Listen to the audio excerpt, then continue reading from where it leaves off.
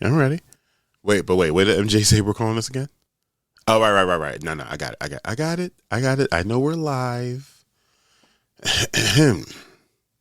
Welcome to Monday Night Raw.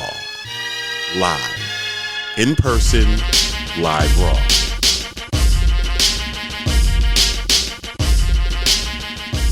A guest later for what may end up being a new segment here, at News with My Fiance, a Scamber Alert, which is a working title. We're figuring things out, Lily will be joining us in the studio later with a scam her own mother nearly fell for. So, wildness. Do stick around. Okay, wait, I'm seeing... Hi, Michelle! She's got eyes. She's got ears. Is everything good? Ambush is back. Sounds good. Should we start the warm-up? Yeah. You feel good about it? Mm-hmm. Well, this wasn't on the warm-up previously, but it was something I saw on my way here. And I thought maybe we should just mention that AIPAC is at it again, friends. Holy moly donuts. The American Israel Public Affairs Committee, otherwise known as one of the most powerful lobbying groups in Washington, right, is lobbying against a bill that would simply require Israel to follow a ceasefire it already agreed to. Agreed to it and has never adhered to it, never even thought about adhering to it. This is just like a silly waste of time, I think, saying you will absolutely adhere to this. No, it's not that. Really what it is, it's a bill that has been introduced that would, check accountability. Mm-hmm. And every 90 days they would see, hey, did you guys stop that ceasefire? Supposedly. If you haven't stopped that, if you started firing again. If you've continued to fire during the cease, we will no longer send the weapons. That's so not happening. That's absolutely not happening. Just even the threat of it has AIPAC lobbying extra hard against it, which is absolutely incredible to me. Yeah. This is just like not even a Band-Aid. It's not even a Post-it note. This is, as I stated, a waste of time. If you think that you can wait 90 days, that's 3 months last time I checked. If you think you can wait 3 months to be like, hey, did you guys shoot? Did you do anything? Did you use those weapons? Did you... Yeah. Are your numbers up from the last quarter? You would know immediately. So what would be the waiting for? We're just going to wait until the reporting period. And then I guess respond then, which I think just means they won't do anything. They don't plan to do anything. Right. They're not going to do anything. They're just signaling that there's, somebody here who might rally a couple of people to say no more. Yeah. Like it just isn't even. It feels more so like their response to just criticism they're receiving from the left and progressives. Just something that they can say, look, we hear you and we're doing something. And that's it. That's it. No teeth to it whatsoever. Just like anything else. When it comes to Israel, just be like, hey, we hear you. And you know what? This is what your $5 donation is going to, this is, we hear you in these text messages. I did get that $5 and I did come up with a strat. I did put it to use. I put it to use. Please. I got in there. Please. Put my nose to the grindstone. And this is what I came up with. Michelle said, LOL, even if we take this bill at its word, what's the logic? If you don't stop using the weapons, we will stop sending them. But I guess if you hold off, we'll keep loading you up just in case. Right. Come on, man. I mean, is that... There is no logic to any of this. There is no...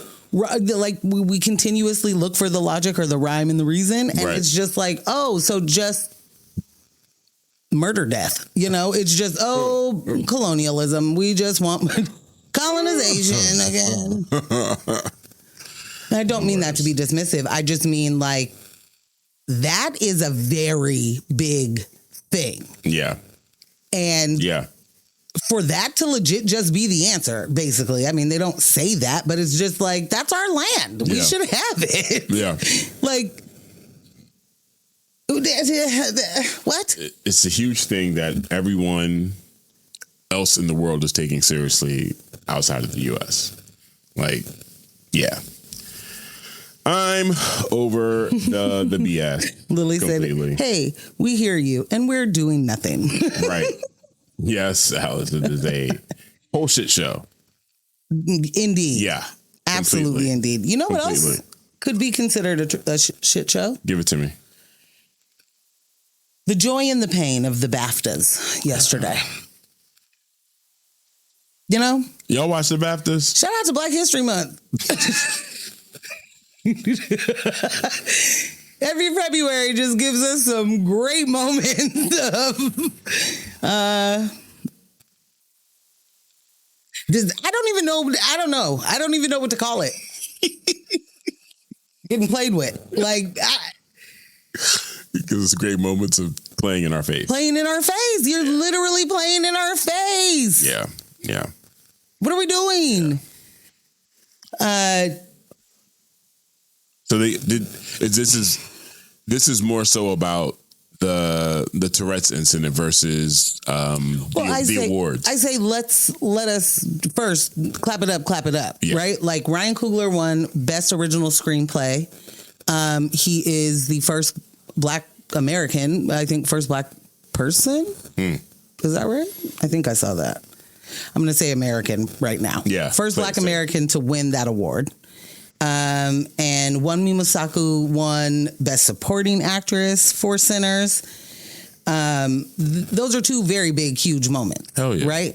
And I don't know if you saw this, but you know how like you win and then you have to go off and then you speak to the press somewhere else. And so she wins and she's in the back doing the little press thing. And Ryan wins for Best Original Screenplay at that time. So they tell her, oh my God, he just won. And she's like, oh. And she takes this moment, like she looks like she's about to cry. And she's like, I'm so happy for him. I'm so happy for him. Oh my goodness. Like you can see it. Yeah. This is her friend. This is, like she genuinely cares. And they asked her, like, why are you so happy for him? Basically, that wasn't the question. Yeah. And she was like, because of how he pours into everybody he works with and how he thanks all of us. From the craft services to the star, he's thanking everyone and everybody's a part of the team. And when he's accepting an award, he's thanking everyone. In that moment, he's literally thanking everybody. He's on stage thanking everybody. He's on stage like, I couldn't do this without you. And she said, he's always like, we couldn't make this without you. That's crazy. And he's on stage. I mean, it was beautiful. That was a really sweet moment. What you watched, was it like a side-by-side, them cutting back and forth? Because of how this is the press junket backstage thing, right? So it's like, here's a stage where the actress is staring at the press. Right. And then there's a humongous screen that the press is watching to see who's coming back and watching the event. Like like they're not watching it from the audience. Okay. And so one of the camera people kept going to the thing and then back to her. And it was a really cool moment. Yeah. Really, really amazing moment to see. It feels like just when you see any of their photos, any of their production photos, if they're on breaks or if they're like behind the scenes stuff, if they're at conventions, whenever they're together, members of any of the projects that he's worked on, it always looks like a family photo. Like it always looks, you know what I'm saying? Like the energy just radiates like these aren't just coworkers. These people really, really care for each other. And I love that. I absolutely love that. Absolutely. Is that Joy? Where? Hey, hey, Joy. Let me switch my chat to live chat. So it's been forever and a lifetime. So real. Oh, I'm on top chat too. Thank you. That's why I was missing stuff. Say hey, Ambush. Hey, Joy. It's so good to see you in here. Right? Okay, first Black person. Thank you, Alice. Yeah. So there was that big moment. Mm-hmm. But previous to that, I think that Michael B. Jordan and Delroy Lindo, they presented the first award. Oh, so that happened early in the night? I believe it was the first award. Jeez. And I could be wrong because I didn't watch the BAFTAs, you know. Not this year. Usually we're front and center. Yep. This is the first BAFTAs we've missed in person. And I blame my parents. Post pandemic, you know. Yeah. Yeah. And again, I know exactly who I'm blaming for this. Obviously a terrible liar. I'm like touching myself all over. Like, what? What? Oh man. Anyway, so they were presenting an award. Apologies. And John Davidson is a person who has Tourette's and was involved in a movie about Tourette's. Right. And that movie was, I think it won something as well. But as they, take the stage and start speaking, he yells out the N-word, hard ER.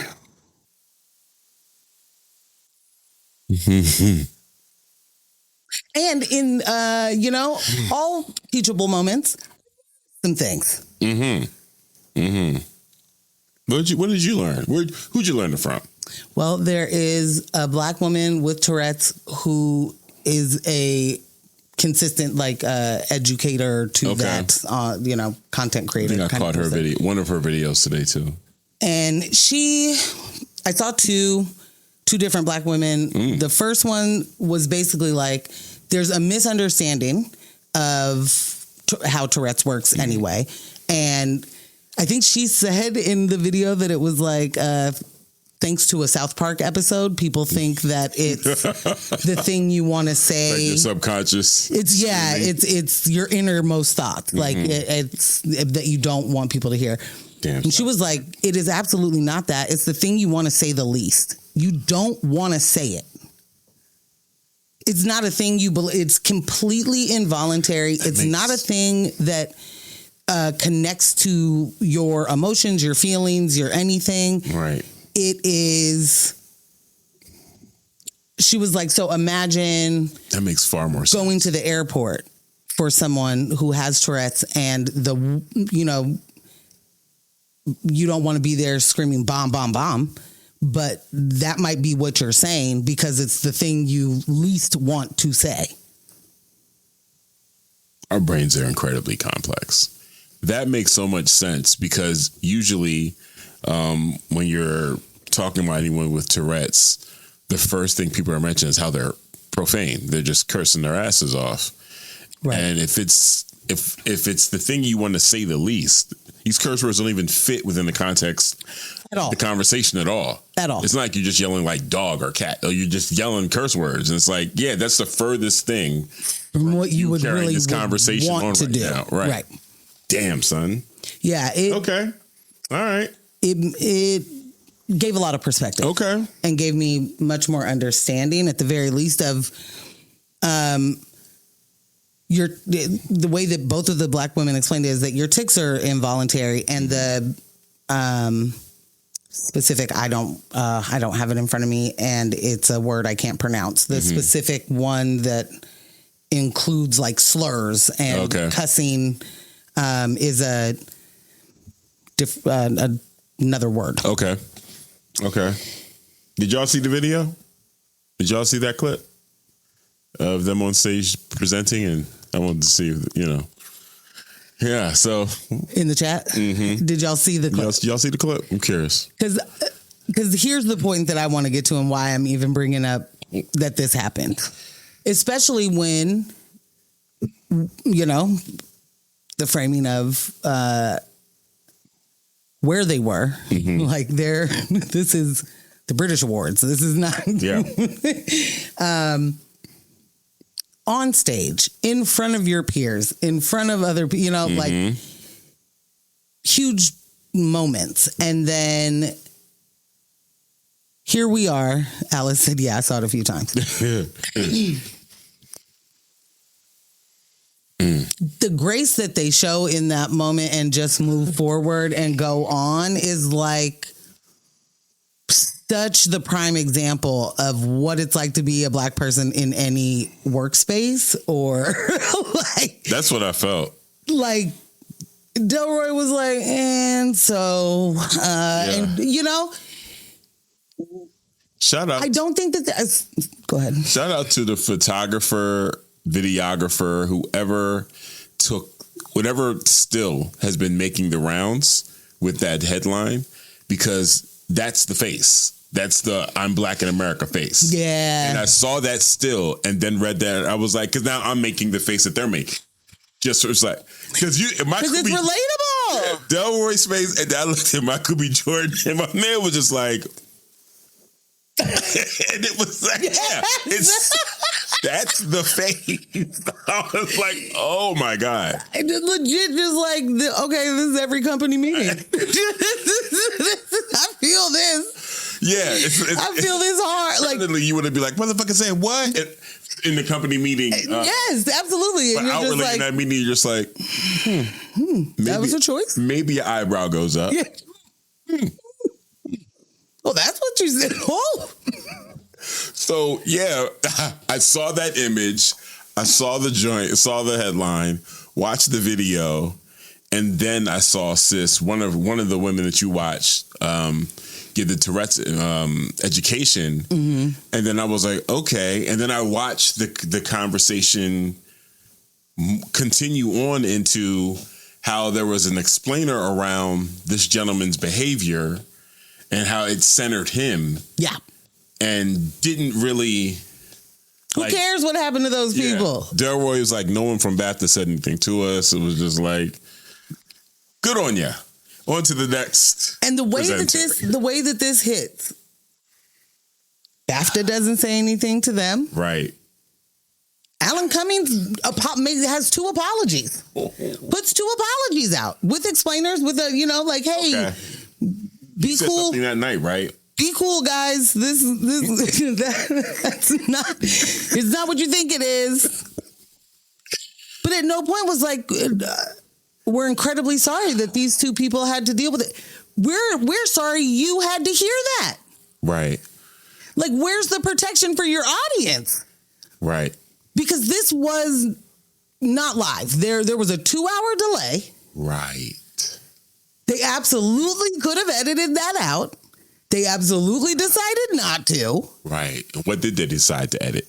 Oh, they definitely took out the Free Palestine. Someone said exactly. This said in their speech, like, definitely said, "Oh, nah."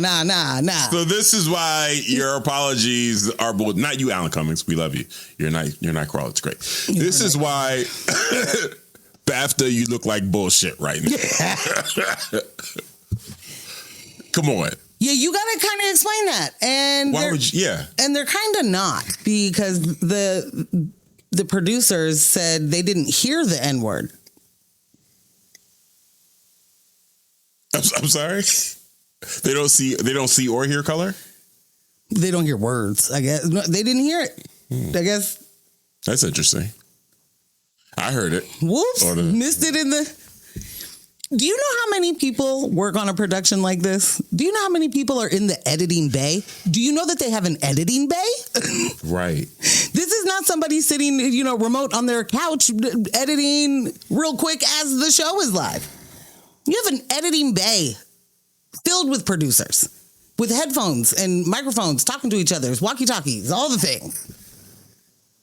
That shit is... You have a 2-hour opportunity for a dump button. The shit is so easy too. I saw someone online, one of the homies was like, the editor said they couldn't have edited it out because it also would have cut Michael B. Jordan's voice. And here's my response to that. I'm sorry, I was listening, but I think I missed it. They said the editor had said, and this is playing telephone. This is internet telephone.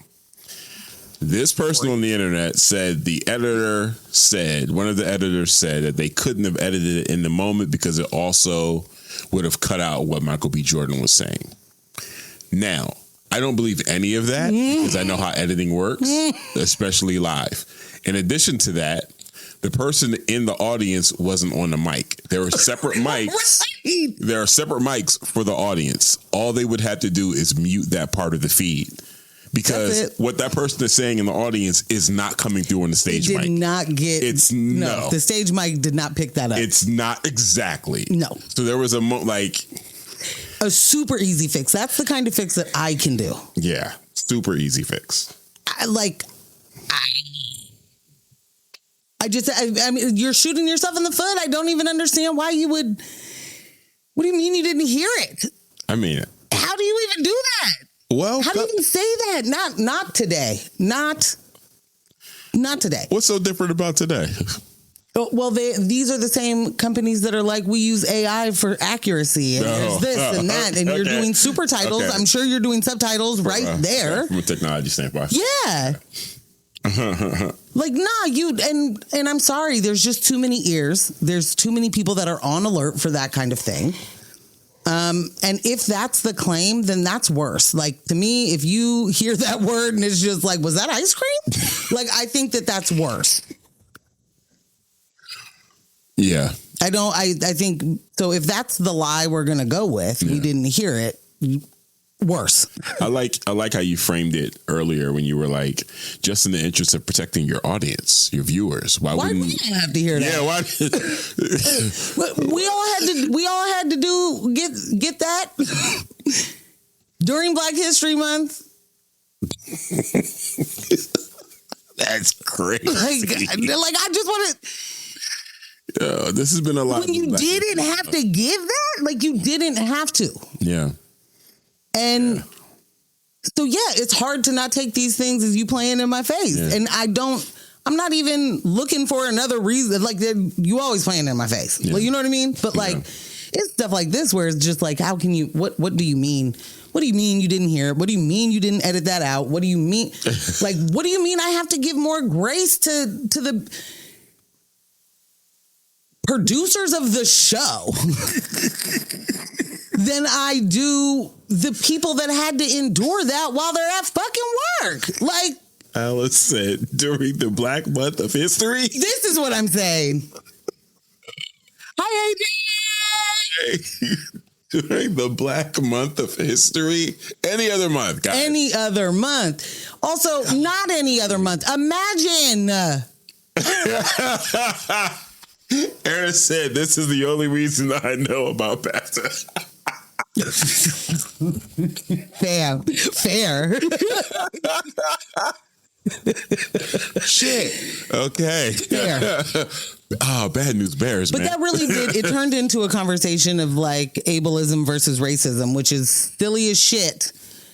And by that, I mean, we consistently as a group, not us individually, but collectively, we can't figure out what the point of the problem is. We can never figure out in the word problem of math. What are those called? Story problem. It's everybody's hearing a different thing and nobody knows how many apples there were or how many bikes it took to get to the store. Right. because they're all listening. And so then it's just this, now we're arguing about things that don't even matter. Hey, that person can't even help it. And what do you mean you're always offended by this word? Like, now we're talking about that? Right.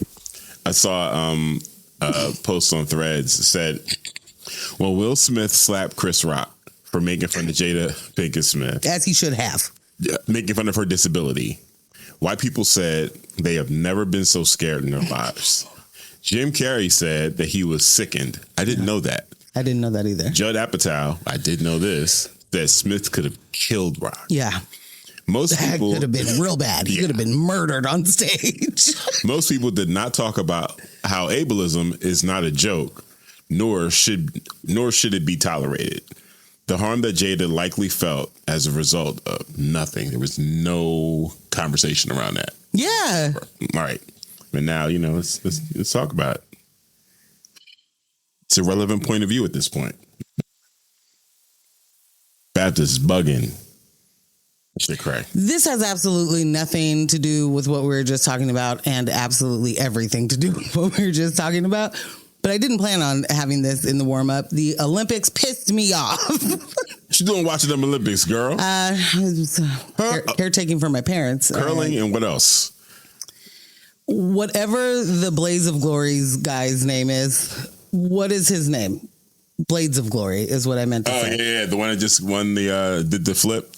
Is that guy? Yeah, but he did not win because he fell multiple times in his skate. I don't know what to call it. Routine. In his routine, yeah. Yeah. But he was heralded, right? Like they're calling this person the quad god because nobody else in the world can spin around 4 times or something like that. Mm-hmm. And he gets to do a backflip. He does backflips in his routines. And I will not ever forget the black woman who was literally like... Bonelli? Yeah. Yeah. Soraya Bonelli. Mm-hmm.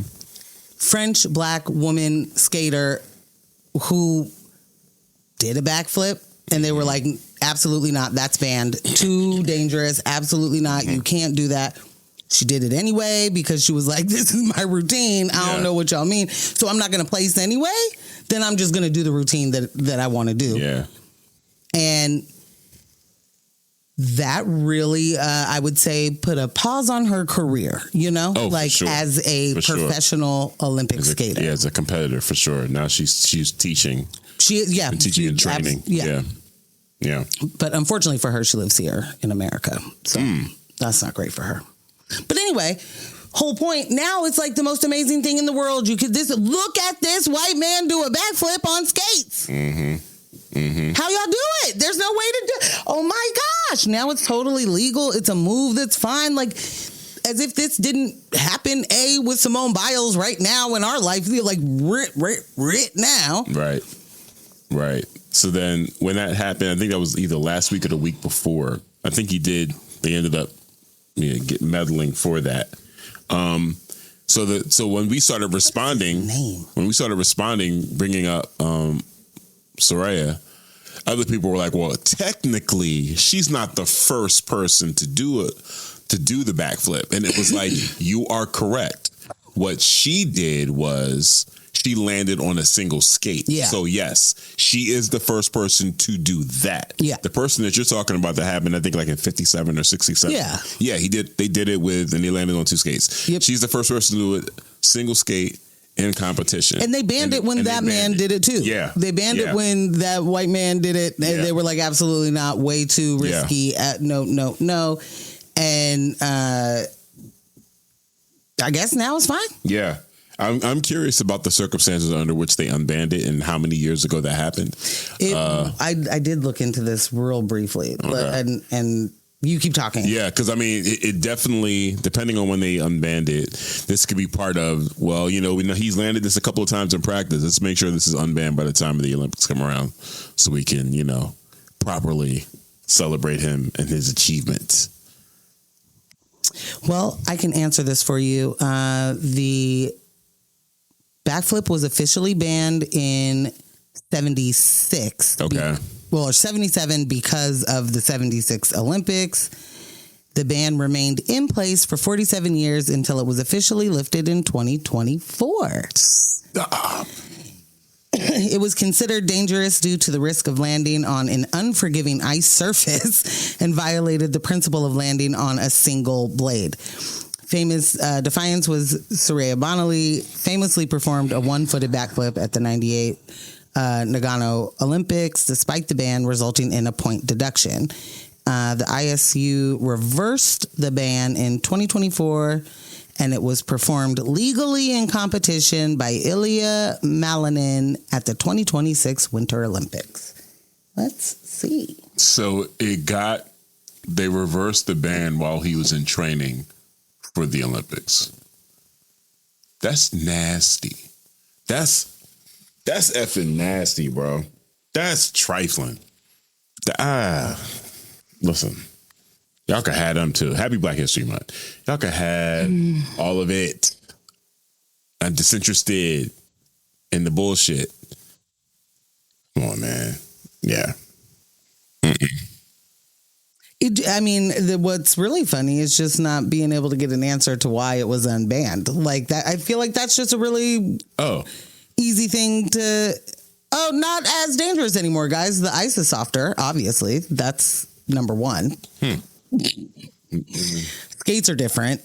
Just got a text. Oh, this just in. It was unbanned because of racism. That's not what the text said. Yeah. Racism. Effing racism. Lowering the bar. That's it. I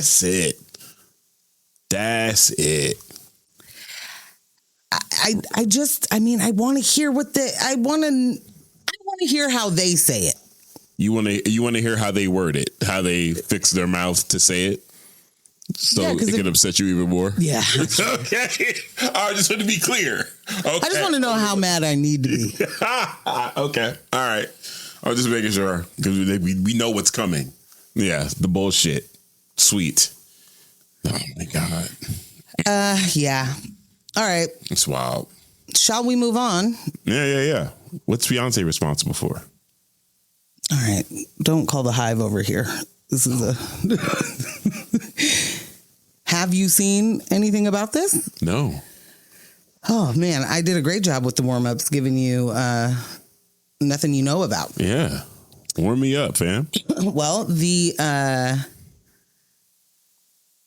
former stage manager for Beyonce, his daughter, did a TikTok and was like, basically, my dad is struggling. He, was fired from this job because of health issues. I'll say this. I don't know obviously I don't know what has happened. There's been no statements from anyone. It's not like the tower. She's going to come down from the tower and say anything. There'll be no statements from the Carters. Yeah, unfortunately. Yeah. Yeah. I mean, she'll do no podcast. I do not want to sound dismissive when I say this. I mean this wholeheartedly. Billionaires fucking suck. You know what I thought you were going to say? When you were prepping us saying, I don't want to sound dismissive, I literally thought you was about to say, people get fired every day, fam. People get fired every day, B. I literally thought that's where you were going. All right. I mean, they do. Okay. That's not wrong. Yeah. But I guess my point of saying that billionaires suck is like the reason I don't want to sound dismissive is I am not absolving anything. No, you're just stating a fact. But at what? If the company that you work for and you are a salaried employee and you have a retirement plan and you have health insurance and all of that, if we know for certain they'll fuck you out of all of the things you're supposed to get, I'm not sure why a contractual employee who is a contractual person who doesn't have any of those worker protections expects them in a scenario where they don't exist. Do I think that that man should never have to work a day in his life and shouldn't have to worry about his health care and shouldn't have to I absolutely do. I think that's true no matter where he works. But I think that if you are 2+ decades of making sure that a show as big, as involved, as long, as intricate as a Beyonce show, I think there should be something. So you said 2+ decades. He was working for her that long? Yeah. Shit. Damn. But this is this for me is a capitalism story. Like this woman is mad at Beyonce for, his daughter is like, he gave too much loyalty, too much work, too much labor, like, and you're not doing anything to help my dad. And I fully understand that coming from that perspective. That's how I feel about the NBA right now. And this is when this just isn't a feel good story. Like when the third grader buys the lunch debt. This is a different kind of exposure of what capitalism does. Being a unprotected worker, contractor, yeah, being for over 20 years for the same person shouldn't be able to be done. Yeah, what do you mean that you're not an employee of Ivy Park or whatever the production arm Ivy Wood plank? I don't know. What? Wood plank? Why? Okay, I thought you said you didn't want the hive on your ass. I don't. I really don't. All right. I really don't. Any of y'all on the hive? What I'm trying to get at is that you shouldn't be like the entire point of this is a contractor. I don't take their taxes out. I don't do this. Right. Is that they're not an employee. Right. That they come and go and they do what they want. Right. The thing is, this isn't 20 years continuous. I work every single day for you, right? Because she's not on tour every day. She's not on. You're not managing the stage every day. So what do you? Okay. So I don't know what he got paid. I don't know what made it worthwhile. I don't. You know what I'm saying? Like that. Yeah. Okay. This makes more sense now. If you are the trusted go-to creative and a strategic mind that a star goes to for all of their tours, I find it, should something be there? Yes, there should be some sort of fucking safety net for all of us. So this is making more sense now. Why this person would be a contractor versus an employee when you start mentioning off-season type stuff and that type of work being related to more contingent on her release schedule when she's putting out albums, which dictates when the tours are going to happen. So during an off-season, obviously this isn't your only client because you can't afford to not work during the off-season. So this is your biggest client, kind of like I'm contracting dropping everything for Nike. Yeah, I drop everything. Sorry, guys. We're going to be a little late on editing that other stuff. Yeah. So that makes sense. So the circumstances under why he no longer has that relationship, of course, could be a myriad of things, but I still understand the daughter being upset. I think... and I'm going to be clear, I'm not playing Carter's advocate here. I think that just having the experience as a contractor, as an entrepreneur, someone, gig work. Thank you. Being in the gig economy, you're only as good as your last activation, period. So I would be curious. I want to see him on a podcast couch right now. Like, what was the conversation? Was it we're looking for newer, younger talent? We're looking for what is it? I'm curious as to what were the circumstances under which he lost that contract. Regardless, though, this isn't something that should be any employer's not obligation. It shouldn't be a thing that the state or the nation isn't handling. Like, we should have universal health care, period. To your point of tying in capitalism, these billionaires have relationships with the other billionaires and the people running our country that are not in favor of universal health care. Sitting at tables with folk, all of that shit. So, yeah, I think we got to do a better job of just leveling our expectations when it comes to billionaires, period. Like, yeah, like why are we expecting, just because it's Beyonce, why are we expecting her to act a little different, to have kid gloves? Like, oh my God, I didn't know you had all these medical bills. Let me come help you. What other organization, like who else is doing this? This isn't Ben and Jerry's. Like, I don't see the history of the Carters doing some shit like that. Like, yeah. No, and yeah. I mean, you cannot be a billionaire without exploiting people. Yeah. You absolutely cannot be a billionaire without exploiting people. Somebody gonna get it. Somebody gonna get that exploitation. Somebody gonna get it. A lot of people gonna get it.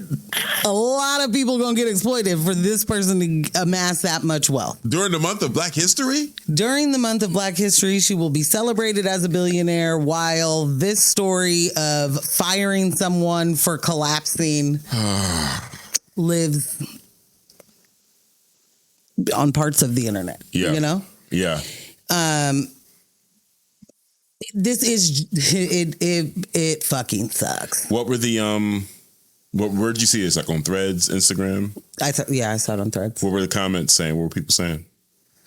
It was very mixed bag. Like, what do you expect from her? Why would she pay? You know, he's a gig worker basically. So, and other people being like, could she even ever have the show that she has if she didn't have him?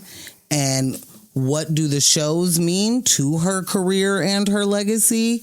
So what are we doing, just being dismissive to the person who helped in that? And it isn't just a person that helped in that. That's the other part. Team. These are huge teams. There's no...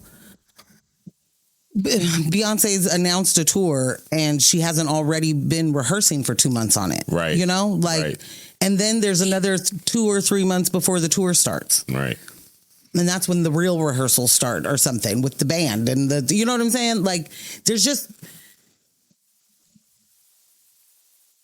a lot that goes into any sort of,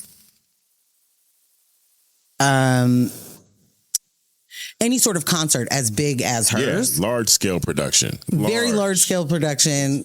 And I mean, if you'll remember, we saw a lot of different, hiccups throughout her tour of different arenas, stagehands not being able to execute. Up, Yeah. Was this person just recently fired? I'm not sure what the timeline is. What his daughter said is that he collapsed and had to undergo surgery. Damn. And that they decided that he could no longer keep up. So he was let go. She does say that this was a few years ago. She said it's 2026 and my dad has been out of work for a few years. I worry about my dad because he put his heart and his soul into Beyonce's career and has nothing to show for it. Okay, so now I'm rocking with it. It's been years since he was let go. He is dealing with some medical issues and the debt involving those medical issues. This is a situation where, if we've had this working relationship for this many years, a little tap. Fam. Hey, could you just, throw me a little, I don't know if you heard, but such and such might be on the street soon. From an opposite. And in all honesty, it shouldn't get to that point. It shouldn't have to be so-and-so might be on the street soon. Right. This is very much the same. This is going to mean nothing to you or Jess as I say this. Hopefully someone in the chat cares. But I just watched the America's Next Top Model thing with that documentary? Brie. Yeah. And I can't wait to watch Miss that. J was saying that when he had a stroke a few years ago, she ain't never go check on him. Then she sent a text. And they kept going. And just kept it moving. Was like, I'll see you soon. Let us know if there's anything we can do. Yo. And was she the best? Couldn't walk, couldn't talk. Damn. In a real bad way, right? And that's my nightmare. She doesn't have a moment to pop in and see you when you're in the hospital or in the, skilled nursing facility that I'm sure he was in for hella long, because you don't get to just go home. Right. You have to learn how to do those things again if the potential is there. Right. And if you aren't able to ever do those things again, you don't go home either, unless you have the means to be able to have 24-hour care. Yeah. So for her to be sitting there and like, oh yeah, bestie, I heard Tyra was like a complete menace throughout. Not even like the stories about her in the past, but the way she's handling the conversation. Oh, the way she's handling it, she's completely fucking delusional. I can't watch it. There's no such thing as accountability for that woman. Like, she's just literally like, I don't even believe in it. That's not what she's saying, but that's the body language is very much how like. Do you spell it? I know exactly how to get out of this answer. You asked me, do I remember the time I was incredibly mean to this person, and then you showed me the clip? Don't really remember it. Not important in my life, but it's the time. Do you guys remember the 90s? I mean, it was a wild ride. Am I right? And so. When you look at it through the lens of 2025, it's absolutely different than what's acceptable. Oh my God. Are you telling me that Tyra is the blueprint for Natalie Nunn? It could be vice versa. At this point, I don't know. Holy shit. Everything you just said is what we watch Natalie do. Season after season, the second she's confronted with anything. Yeah. Wow. It's absolutely true. C said, walks in the room like rerun. Hey. What up, bro? Wow. Yeah. Did you really? She probably did. Fun fact. She probably did. Not how. That's messed up. I'm gonna pop some popcorn and watch it. I'm happy for every single person that didn't make it on that show, because the abuse of listen, I watched that show in real time for many a cycle. Many a cycle. Yeah. The things that my young brain at the time was not registering, and things I don't even remember that happened that I watched on that documentary and was like, they put that on TV. Oh, shit.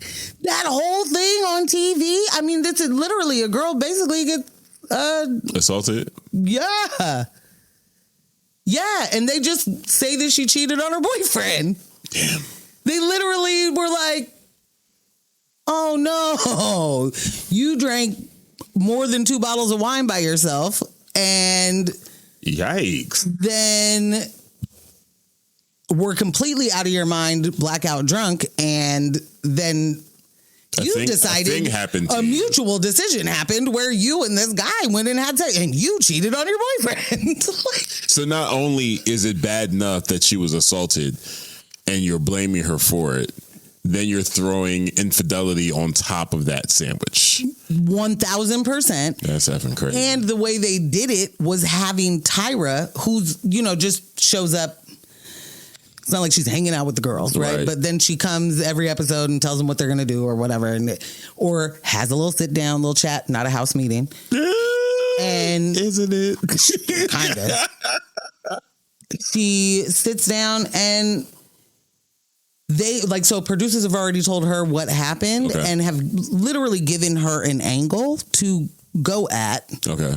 so that this girl will break down. And she's like, damn, starts talking about how she's been cheated on. So it's Tyra like, you know, men always cheat and this and that. And everybody, I've been cheated on. And she's going on. And this girl is literally like, you can see her. Damn.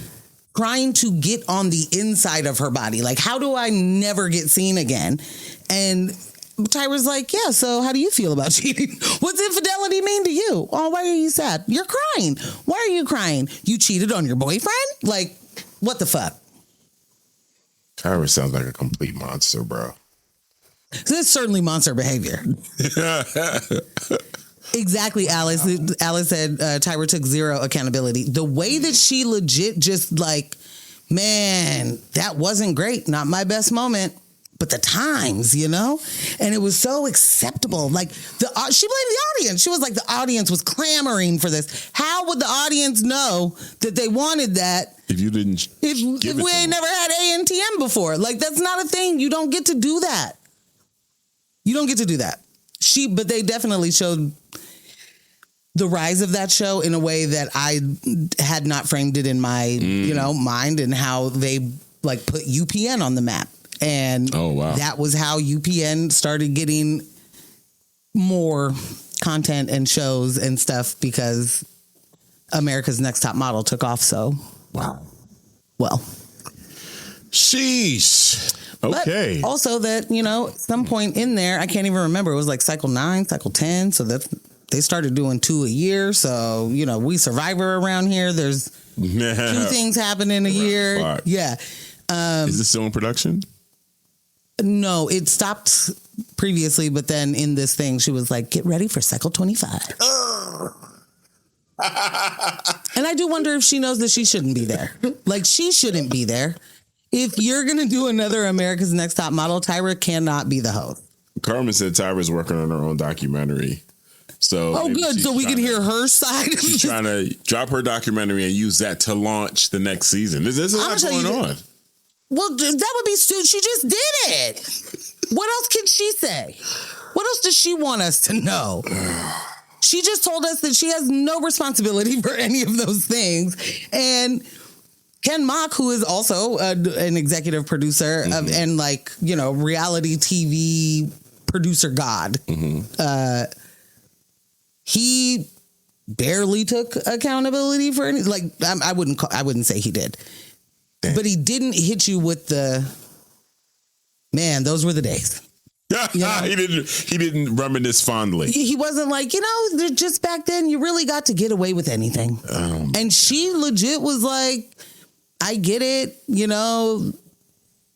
guys, there was a whole crop of new people that watched this over, during the pandemic and over quarantine, and it immediately took off again. And then just like that was like, what is this bullshit that was on TV? So like people lose their mind. Eyes, okay. Fresh eyes to it. Eyes that haven't watched people be, abused on TV like the way we did. And our awareness around abuse has changed over the decades, too. Oh, hugely. Yeah. A lot. Yeah. Probably has to do with, seeing people get exploited on TV. And I know that, while I was watching that, I definitely was like, are they not just giving everyone eating disorders? How come they keep calling these people fat when they're like, Yeah, shit does not age well, bro. None of it aged well is the point.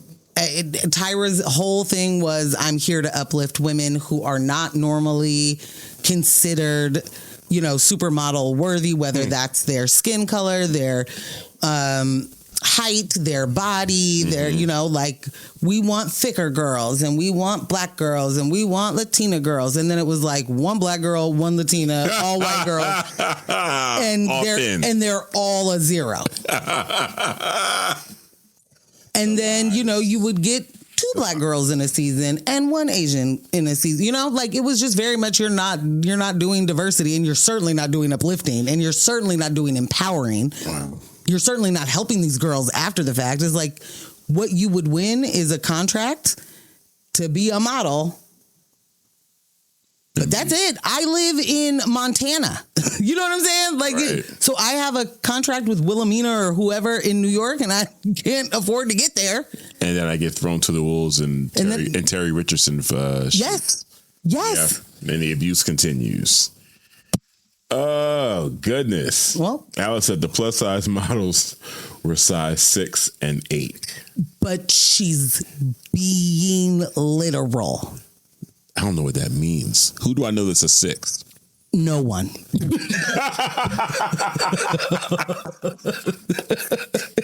Yikes. I don't know.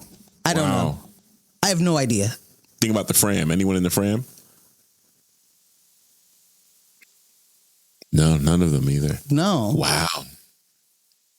No, but they're small. I mean, Yeah. 2 of them are smaller, I think. I don't know. Wow. That's wild. No, I have no. No, absolutely not. No. No, and I'll show you I mean, you might know who Takara is, but there was Takara was the first, I think she was the first plus size one. And then after her, there was a white woman. And did the white woman win?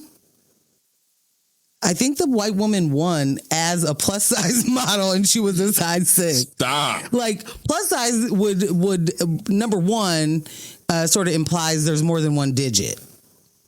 Okay. Because it's, you know? Right. And American sizing is like 00, 2, 4, 6, 8, right? It's even numbers for the most part. If you're a 6, the average woman, I think, average American woman is a size 14 or something like that. Wow. I can't remember. Okay, Carmen, have you been a size 6? That I feel like for your height, you should never be. Like, this just doesn't. Like, how's that possible? Yeah, I don't know, y'all. But now it's break time. Yeah. My bad. No bad at all. And who knows which story we'll get to when we. But hey, if you haven't already, hit that like button, please. Yeah, Hit the like button. It's very helpful. Subscribe if you haven't. Tell your friends. Hit the comments. Share the links with anybody as we jump into the second half. And definitely stay active in the chat. And we will see you in 10 minutes. Stay here. Stick around. Boom.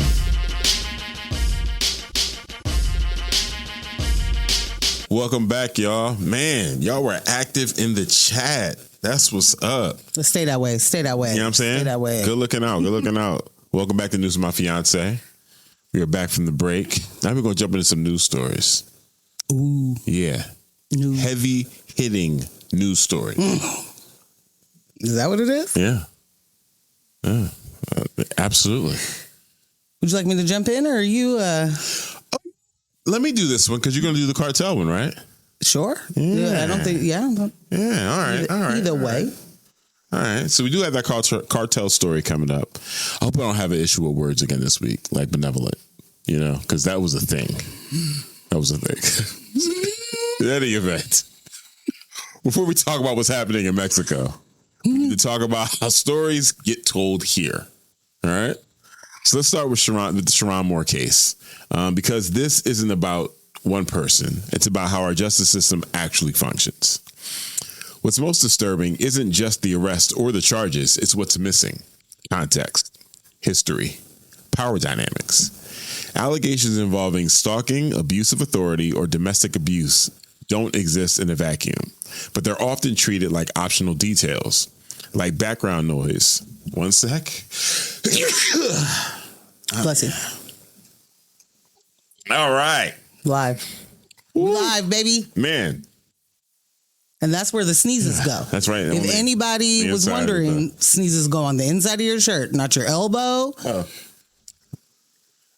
I wasn't sure. I was demonstrating for you. Go ahead. I thought you were until you said, "Oh." I thought there was also I thought it was still a viable place. I'm sorry. I'm not up on the now. Where else is it? The trajectory of whatever it's gonna you got going is good. Yeah. So I know this is a bad. Definitely not ever into your hands. All right. And maybe it's not ever. Like if there were some, you don't have a shirt on, I just bit my lip when I said that. Hurt. If you're naked sneezing. If you're naked sneezing, put your hands at something. Yeah. Grab a hat. Yeah. Don't just hachoo it out into the world if you can. All right. Okay. Right. That was your. I'm not wrong. That was your sneeze PSA. Yeah. Brought to you in part by the season, in which I'm sneezing a lot. Okay. Which is winter. Yeah. All those allergies. It's a fake winter. I'm happy for it. Anyway, this one can't be. I can't be pleased. Can't be pleased. I'm when very it pleased. snows, this is worthless. The city's shut down and there's an inch. What in the world? Now I'm not supposed to, I can't go anywhere. And then where are all the snow plows? You don't have the snow plows. You guys don't do the things with the stuff. And then it doesn't snow and you're like fake winter. But did you hear what came after that? No, I didn't. I was too busy doing this. I said it's a fake winter, which I love. No, I heard that. Yeah. But I can't love the fakeness. I can't love. That seems weird. I wouldn't. They're getting the blizzard back east. I love it. Did they really get it? Yeah. Mom Donnie closed the schools before it happened. Yeah. Billy Mark posted a video of it. It's wild. That's socialism. Yeah. That's social mediaism. Oh. Okay. Allegations involving stalking, abuse of authority, or domestic abuse don't exist in a vacuum, but they're often treated like optional details, like background noise that complicates a cleaner narrative. Sorry. And that's not accidental. Our justice system doesn't reward truth. It rewards movement, arrests, charges, convictions, clean timelines, simple stories. Yeah. And when that's the incentive structure, anything that challenges it becomes inconvenient. We've seen this play out over and over. Evidence planted, body cam footage overlooked, prosecutors claiming they didn't notice exculpatory evidence that somehow shows up later. So when crucial context disappears, I'm sorry. Or crucial conflict. Yeah, when I wrote it, I was like, yeah. When crucial context disappears in cases involving power or control, that's not a fluke. It's a system doing what it's designed to do, protect itself by narrowing the story. And that matters because this same logic doesn't stop at the courthouse. It shows up in how we talk about crime, about violence, and about who gets blamed and who never gets named. So keep that in mind as we talk about cartel violence in Mexico, because the pattern is the same. The story gets flattened, the fallout gets spotlighted, and the systems that created the conditions fade quietly into the background. This isn't about left or right. It's about power and who gets to decide which facts count. So let me say that this case, I remember seeing in December that this head coach at Michigan had lost his job. There was this scandal, something to do with, infidelity. And I was like, don't care, moving on. I didn't care. Yeah, I don't care. A lot of people don't lose their job for having an affair. I just didn't know what the situation was. Right. And I don't football, so I didn't care. Right. And then I saw the latest development. And the latest development was that his attorneys were asking for an evidentiary hearing because the evidence that was produced to get the warrant to arrest him in the first place omitted some key information. And that information would be, one, that this woman was his executive assistant. Mm-hmm. And that the text messages and call logs that they used to provide evidence of stalking and harassment were while they were both still employed, while she was still his executive assistant during work hours. Like, none of this. Here's what I'm going to say. I don't know. He could have been harassing her. Those could have not been okay phone calls. Right. The fact that they omitted that there was a working relationship. This isn't just a interpersonal relationship. Right. She wasn't just a side piece. Yeah. She wasn't just that. She was also his executive assistant. Right. And the information that they used was not, I mean, they omitted that. They omitted that they had a working relationship and that these calls and these texts were during work hours. So the texts are like, oh, and there's another thing. They had just found out who their opponent was in whatever bowl, college Rose Bowl, but it wasn't the Rose Bowl. Okay. They had just found out who their opponent was. So it's like, all hands on deck type of thing where we got get it going. And so a lot of phone calls to your executive assistant would make a lot of sense. Absolutely. In that omission of that information, the judge felt that, the magistrate didn't have all the information when you got this arrest warrant. To leave that out seems purposeful. And he was very measured in the way. This is also crazy. A judge that is like a viral judge, like he's or a YouTube judge. I don't know if they, but his courtroom is often goes viral for things. Is the guy with the glasses? Judge with the glasses? Yeah, the black dude with the glasses. Okay. Yeah. Oh, yeah. Yeah. Mm-hmm. He's very measured. He, he's not doing, he's not yelling at people or any of that. He's like, so context absolutely matters. Sometimes it doesn't change the way that you're going to move forward. Sometimes it does.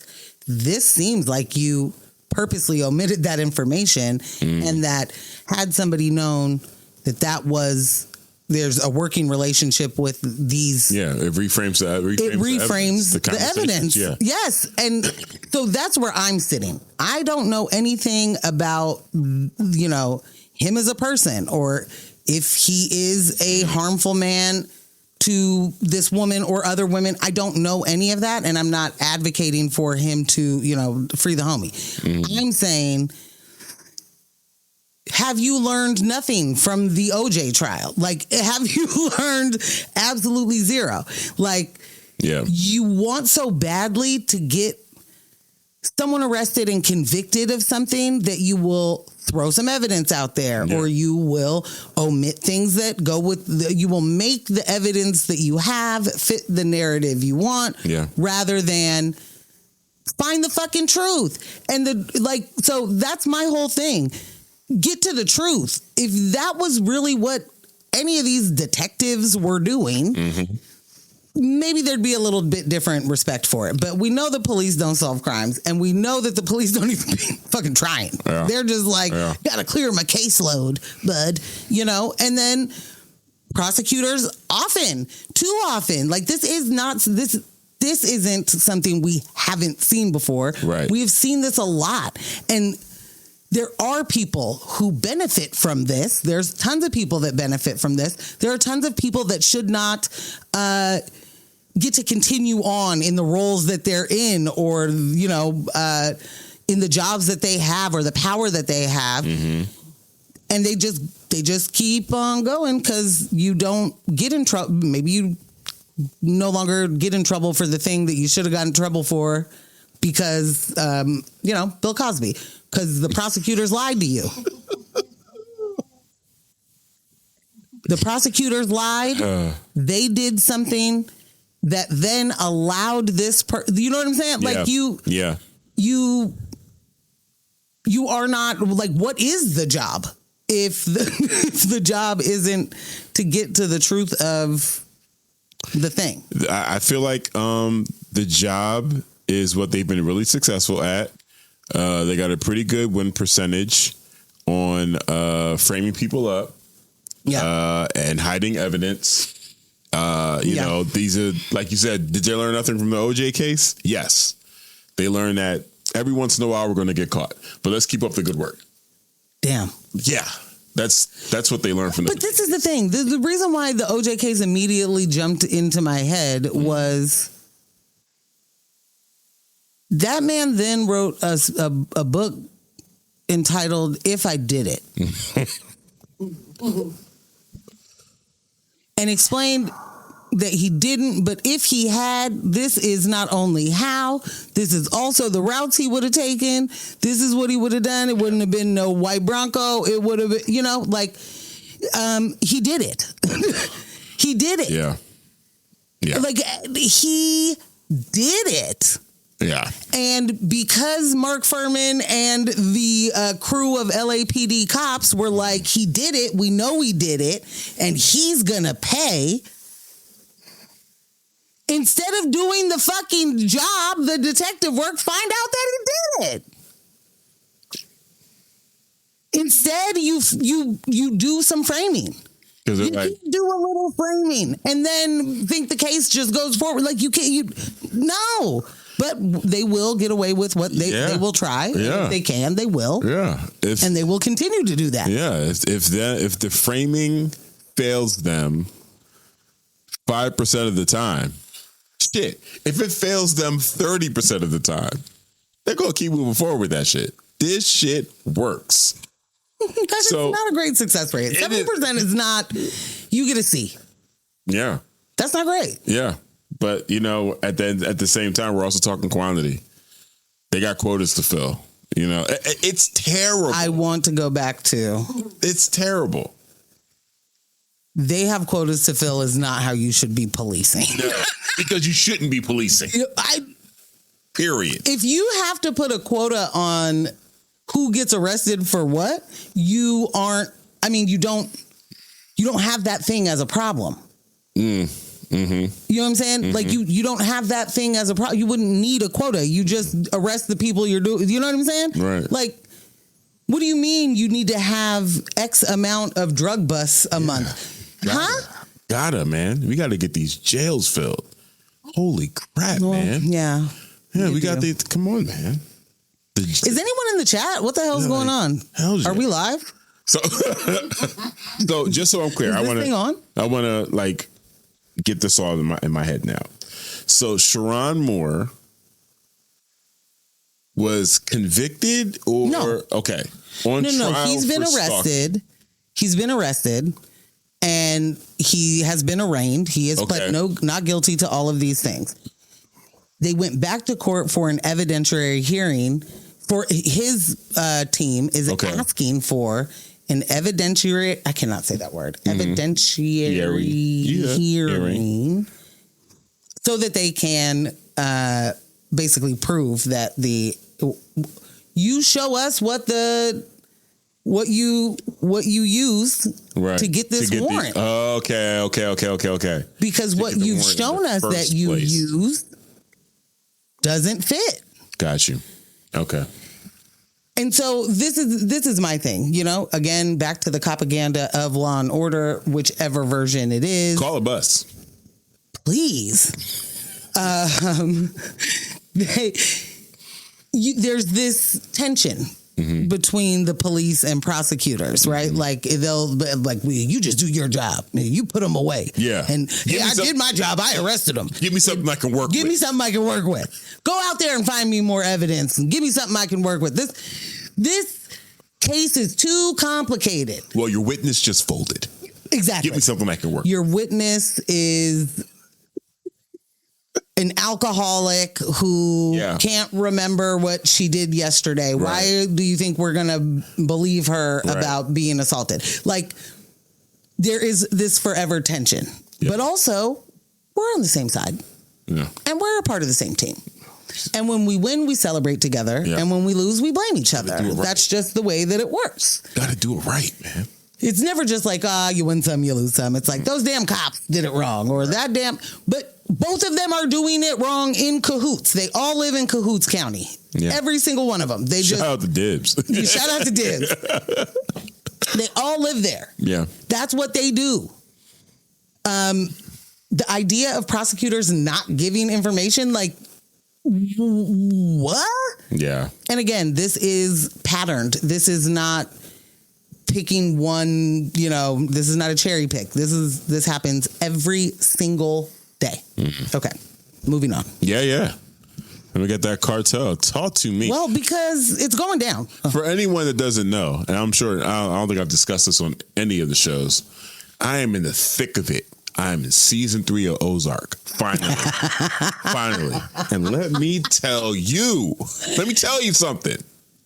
Darlene has lived far too long. Far too long. Navarro, you have a responsibility. Get that woman out of here. He does have a responsibility. She's wifing up college students. Well, husbanding up college students. There's too much going on. She shouldn't have that baby. Someone else's baby. Yeah. She shouldn't have that baby. Thinking she's a young woman now. They're regrowing the poppy fields and trying to force people into an agreement. Listen, Darlene is a live wire. I need the cartel to handle their business. Maybe not the way it's happening in real life here. Maybe not, to that extent. But yeah, to the point. This is Thanks for bringing in Ozark. That definitely tracked. Such an amazing show. Yeah. Okay. Let's talk about what happened.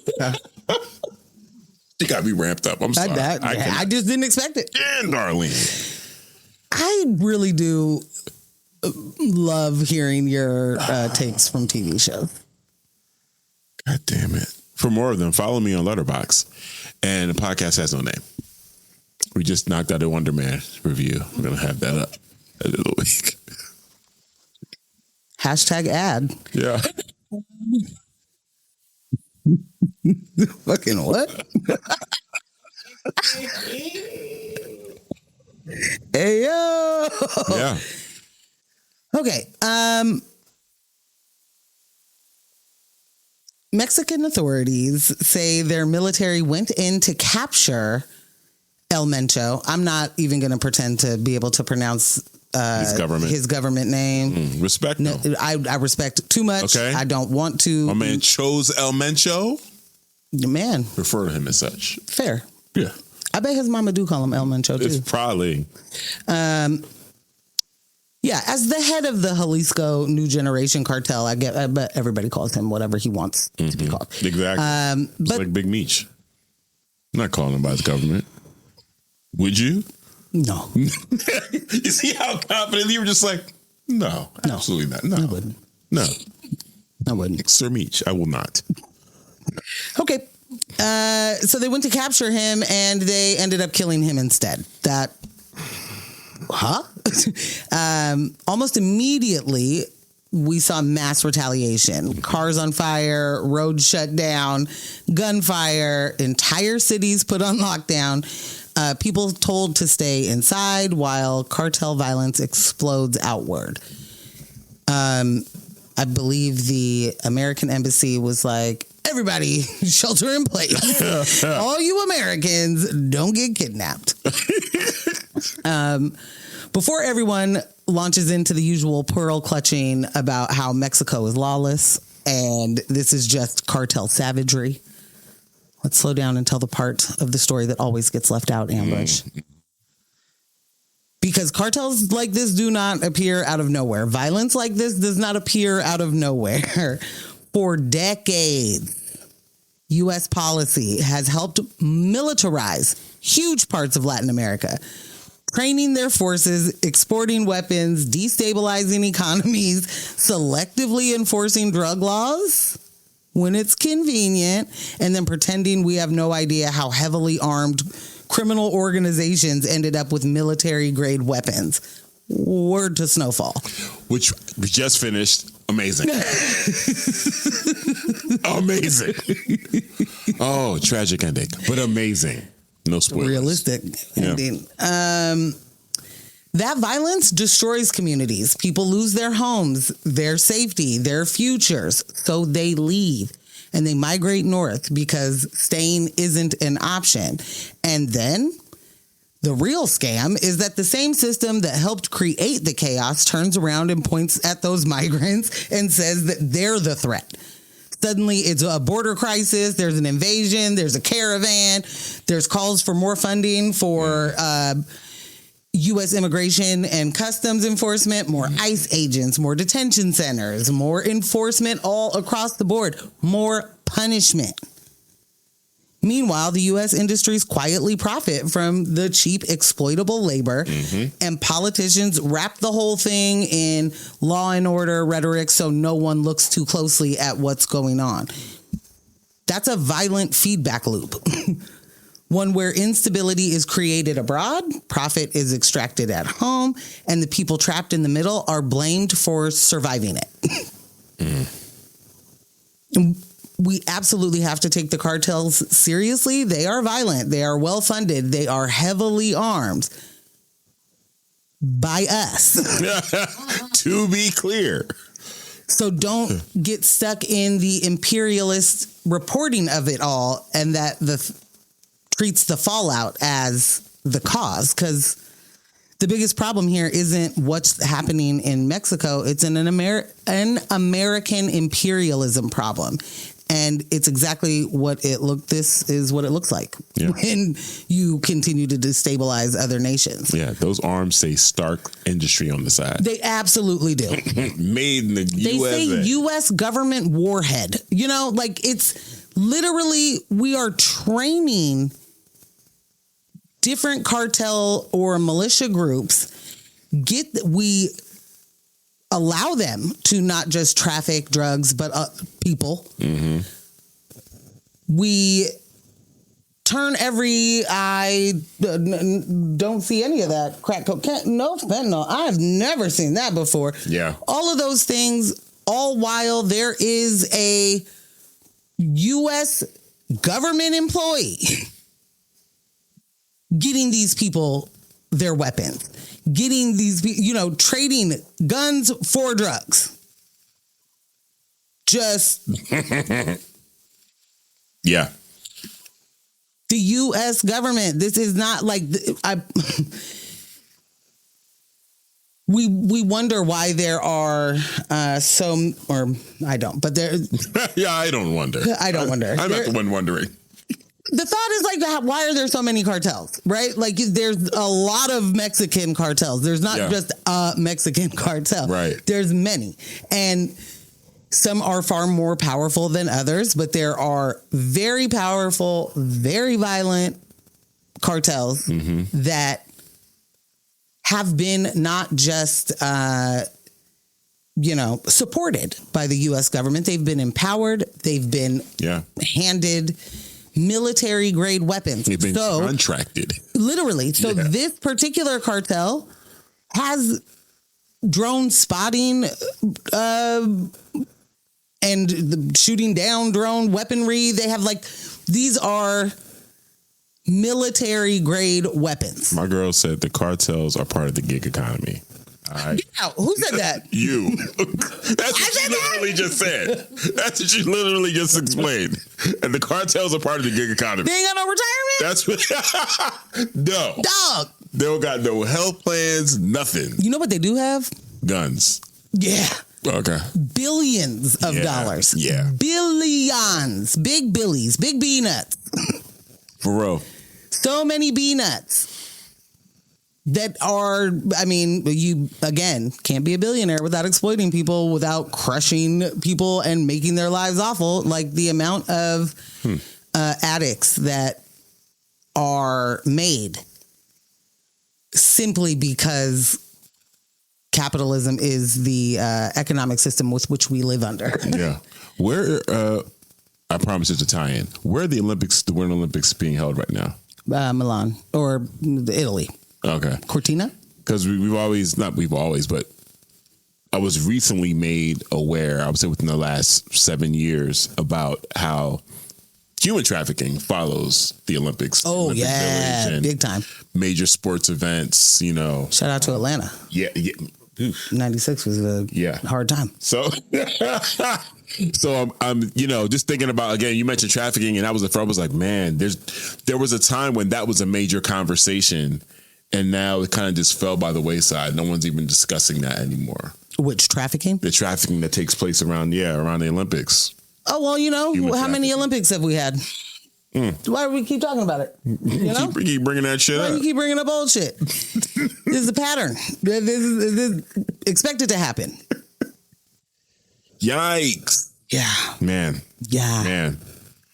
Yeah. So,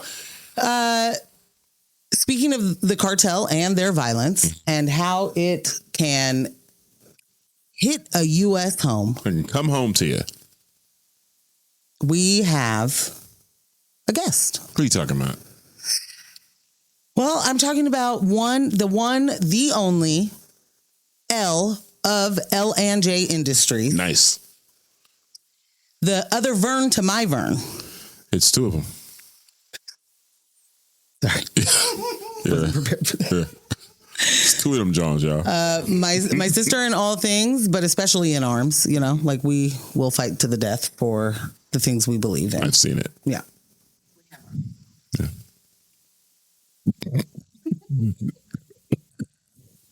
Yep. Yeah. I don't. So we're bringing on a new segment. This is the first time new segment. We're bringing on a new correspondent. Morgan gave you the tea. Lead correspondent. Prepare yourself. What's it called again? Amber alert.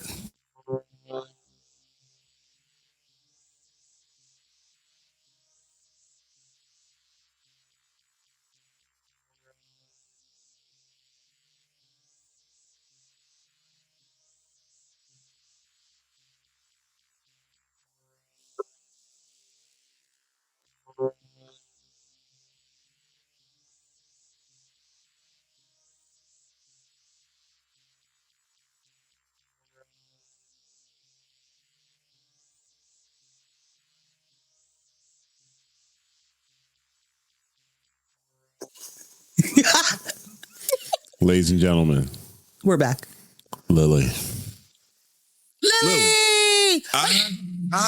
Now, anyone, I know that's right. Now, anyone who has been a listener, viewer of this show knows I love me some scammers. I love getting the text messages. I love talking back to them. Mm-hmm. Hey, we love getting bad checks from them. We make it a part of the show. Is the check still up here? Somewhere. It's up there somewhere. Yeah. We make it a part of the show. You guys are tuned Still in. got to get a frame. When we got to frame it. We got to frame it up.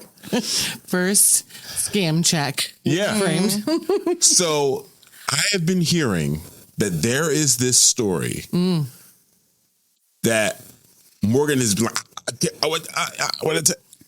We got to save it. We got to save it for the show. Yeah. And Yeah. we're here now. Well, guys, I'm often in the chat on a Monday, You are. You are often in the chat. and I normally mark myself safe in the chat. You do. You do. Yeah. Tonight, I'm going to mark myself safe from the cartel.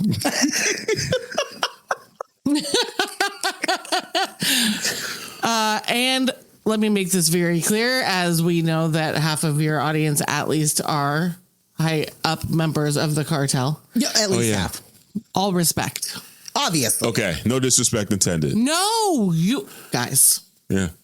we're good. Yeah. All right. And so maybe this message is even a little bit more for the cartel. Maybe. You've got some people out there lying on you. Yeah. Okay. I cannot wait. Give me what? Give me this. Give me this now. Well, can I give Please. just a little background very quick? Lily and I are caretaking for my parents. Her parents are my parents. The rents. The rents, if you will. We spend most every day together, and life is hard right now. The situation is hard. Oh, Every single day is hard. hard day. A new hard day. Yeah. Some days go fine. We call that a medium hard day. We call it a medium hard. I didn't throw up when I got there. Too eventful. Nothing too eventful. happened.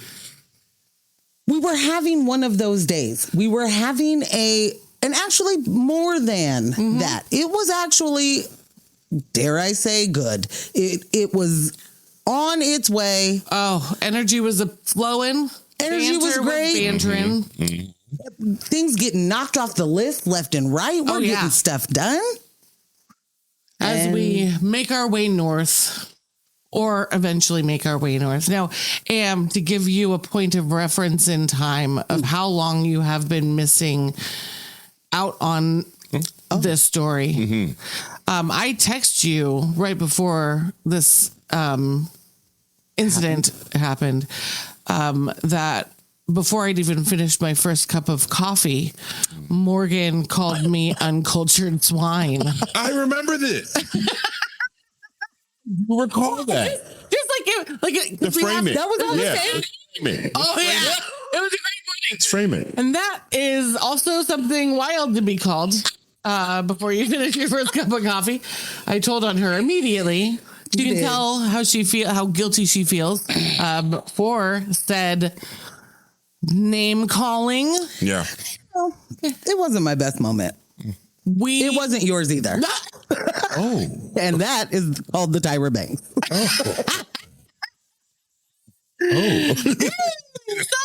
So put it right back on you.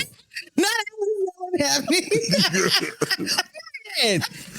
Yeah, I did. Yeah. Well, apparently if you're not a huge Nick Cage fan, you can be called things in the morning that you weren't prepared to be called. And look at her still lying. We're not going to do this. Let's get to the story. Exactly. You are our lead scam correspondent. Bring the scam in. Thank you. Good evening. I'm so happy to be here at the SNL News Desk to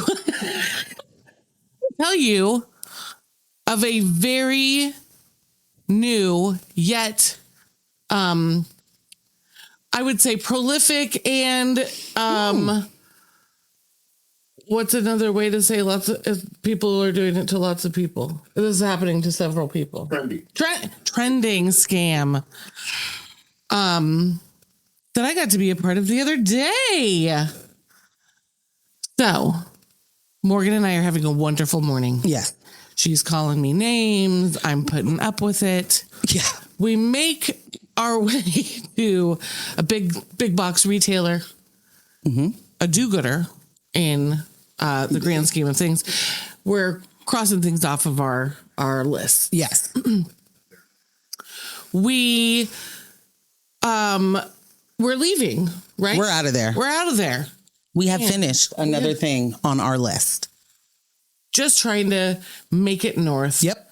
To our darling parents who need us and are waiting for us. Yes. It's loud in the big box retailer, and I missed 2 phone calls. My phone's in my purse. Apparently, I'm popular. Yeah.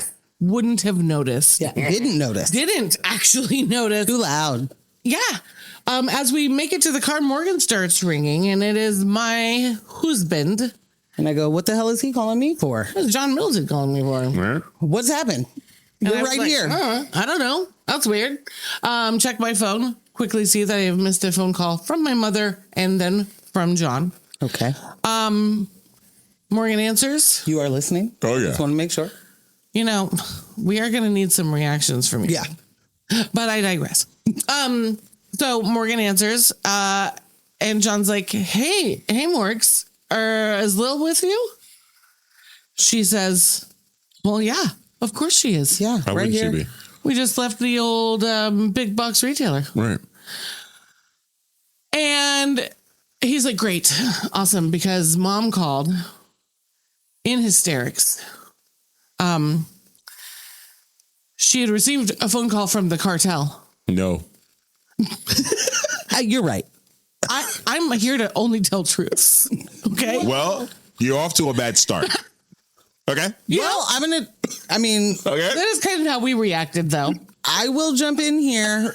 Oh my God. As a witness and let you know that that's exactly what John said. Oh my God. And regale us. The cartel has called mom and said, we have your daughter. We've got Lily. Yep. And I'm not going to be able to quote her because, boy, does that lady like to cuss in a stressful situation. Yeah, she does. Quick question. Yes. You don't. Did on the caller ID, did the cartel pop up? No. It was a 971 number. They spoofed a Beaverton number And said, "We the cartel have your daughter. Have And one Lily in the truck. in the truck. and they used your name, And Lily. they used my name. And I just need to add in that there were screams. Yes. So Like there was a woman's scream. So she thought Lily was screaming. Yeah. So John didn't give us all the deets because he was like, I'm just going to call her, tell her you're fine. I'm just going to call your daughter. I mean, right. My wife. Which, that's probably going to be a little offensive being as though I didn't answer for my mom, right? Because that's I how didn't she hear would, you. Yeah. It could be a, why didn't you answer my call rather than, oh, you didn't hear it. Right. So anywho, John gives us the cliff notes. The cartel called mom. They said they had you. They Kidnapped. said that you Lily interrupted a drug transaction. Yeah. She got in the way. She stumbled upon it. And they nabbed me. To have all the fun. Okay. Incredible. There's a couple of things that we have to add in. So it isn't that she just stumbled upon their transacting. And I'm guessing this is, the drop that clear. she made it to the drop. I made it to the whole How'd you even get the location for the Exactly drop? that. She was just, walking an imaginary dog. She was just happened to be there. Getting your steps in. That's all. But while she was getting her steps in, she stumbled upon this, and then they believed that she pulled her phone out and recorded. Now, I'm just going to say, Morgs, this is still more details than we had with the John call. With the initial call. These are details that come when mom and I talk on the phone. NBD, but you're leaking some info. Hilarious. I am? Well, I mean, okay. You're ahead of yourself. Time out. I'm ahead of myself. This is hilarious. Because I'm jealous. the deets are great. The deets are, just the fact that there are any is like my favorite part of this scam. And also, I guess this could be titled a Tale of Two Realities when a scam is happening, because Morgan and I, we're having a great morning, a great time. Yeah. So we catch wind of my kidnapping. We have questions. Okay. And someone needs to provide answers. John's on recon. So he's like, okay, great. Lil's with you. He's alive. Just so you know, mom's a little stressed. She thought the cartel captured her. I'm going to call mom back. I'm going to let mom know. Lily is not, in fact, in a truck with some cartelies. Just in the Costco parking lot. She's just in the Costco parking lot with Morgan. That's it. That's it. Who is not part of the cartel. Is as not. far as my fucking bank account though. Right? Yeah. So I can't call my mom and relieve her in the moment because John is. Right. So that leaves Morgan and I some time we had questions. How much am I worth? What did I run into? Yeah. How much did they ask for? Yeah. And what's your mom willing to give? What's the negotiation here? We have to know. And does she put the house up? What's going on? Right. Like, how do we get it? This is if awesome. my mom is then trying to get a hold of me, does that mean she hung up on the cartel? And am I stuck in the truck? Can she get can she get them back on the line? Can she get them back on the line if I were in fact kidnapped? Which your mom would have lost you. She didn't save them the contact. She cussed them out and hung up on them. She threatened their lives. No. She said, I will hunt you down. If you touch my fucking daughter, I will hunt you motherfuckers down and tear you into a million fucking pieces, you assholes. She was like, I am an elderly, disabled woman. I do not have any fucking money for you. But you know what I do have? These words. Nothing but time and opportunity. And I will find her and I will give you the business. Yep. So. She's a woman. I'm going to call the police. Oh, she did do that. She is a woman with a certain set of skills. She is. Her daughter was taken. Yes. Listen, everybody's going to need the Liam Neeson, somebody come looking for me treatment. Yeah. I don't know his name in the Taken movies, friends. Yeah, no, it doesn't matter. Mr. Taken. I don't want to use He his did actual racism. name because he did does a racism a lot. Yeah, it's fine. You can do that. So, as you can imagine, I can't. Morgan and I, we've got so many questions. As I come up with more questions, Morgan's like, well, we have to call your mom. And I'm like, yes, we do. But we have to wait because John's talking to my mom. Right. And that was driving you crazy. Oh, yeah. You're like, I need all the details. I need firsthand knowledge right now. Yes. Get Pat on the phone. Yeah. Right? Put it on three-way. speaker. Yeah. Kick John off the phone. Right. I don't know what we have to do. Yes. But it all I stops. keep saying, because Lily, you've been kidnapped. I don't know if you know this. I'm stuck in the truck. You're stuck Lily's in the stuck truck. in the truck. Stuck in the truck. So I call my mom. Finally. We have waited an appropriate amount of time. I'm calling my mom. I do want to say that she was like, when I said to her at one point, like, how about you just call her? And she was like, you know how much it's going to stress my mom out that she's on the phone with John, being told that I am in fact alive and I'm not in the truck with the cartel. Crap. And then I call her and she's got to do the click over and like, it's just going to be a whole lot of banana peel, and raised cortisol and blood pressure. So it was just like, no, Morgan, you be quiet. And worked out pretty good. The woman's on oxygen 24/7, and as you know, right, we had to keep it fairly calm. Even keel. She was not. She was not even. She was not keeled.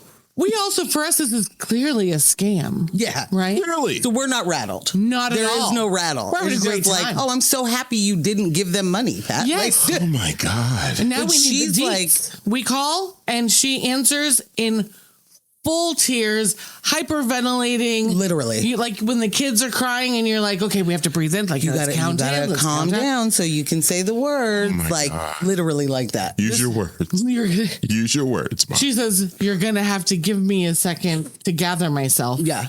With the sobs. And then I realized, our energies are not aligning. This Give it to me, give it to me, give it to me. Literally. Give it to me. And she's like, so happy to hear. I know you're alive. And I'm like, yeah. I excused myself.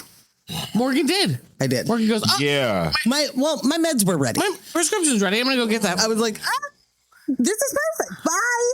Gonna go get my meds. So let's break down the scam. This makes Okay. sense. So I'm like, Mom, I'm safe. What happened? Please tell me what your experience was. And she says, so I'm cleaning the bathroom. And my phone rings, as it sometimes does. Right. I answer, and I hear you screaming and sobbing on the other end. And I say, Lily? And then I hear a muffled man's voice that sounds like John. And I go, John? No. And then another clearer man's voice comes on the phone and says, I'm a member of the Mexican cartel. Just the Mexican. Just the blanket Mexican cartel. Yeah. They are a league. And they're a league. A league of their own. There is no Nice. crying in cartels. None. No disrespect. No disrespect. Thank you. Yeah. Thank you. I hear you screaming. John, I hear John muffling. Then the representative hops on board and says, I am with the Mexican cartel and we have your daughter, Lily. And she says, and he goes, she's in the truck. Here with us in the truck. Here with us in the truck. We were out here doing a rather large drug deal. And she was walking down the street. Side note, that was my first red flag. How many streets am I walking down? I've been driving since I was 16. Really. Who's guys. doing drug deals out in the open? Literally, What street are we talking about? what street are we talking about? In Portland, Oregon? If you are at a drop, Lily's not walking down that street. No. She didn't just happen upon a drop. It didn't happen. Whoa. No. Hey, guys. Oh, hey guys, it looks like you're doing something shady. Let me pull my phone out. Yeah, what the hell is this, some Scooby-Doo shit? No. He says she was on her phone, but my friend thought that meant she was recording us. So my friend nabbed her, threw her in the truck. Threw her in the truck, and now we're gonna need some money. She back there screaming, and we're out about 50 grand. Okay. now, Why? what we were told. That's what I was told in that day. Okay. Yeah. Okay. All right. It changed today when Mom was regaling. Don't say the other Cecily name. and I. Okay. Oh, Well, now the cartel knows you have a sister. Just trying to protect your family over here. Wow. You know? Wow. Holy shit. Okay. she said it was 10. 10 grand? She's just having that was just a moment. Well, she was like, no, it was only 10 when I'm telling the story. And I was like, what? Okay. So a massive $10,000 drug deal with the Mexican cartel. Red flag number 2. Anyway, we're out our 10 G's. You better not tell me nothing. We're I'm going to sad. need If some somebody calls I'm sad. or saying I've been kidnapped and they say $10,000 is what the ransom is, in fact, do what she did and hang up. Say thank you. You don't know her worth?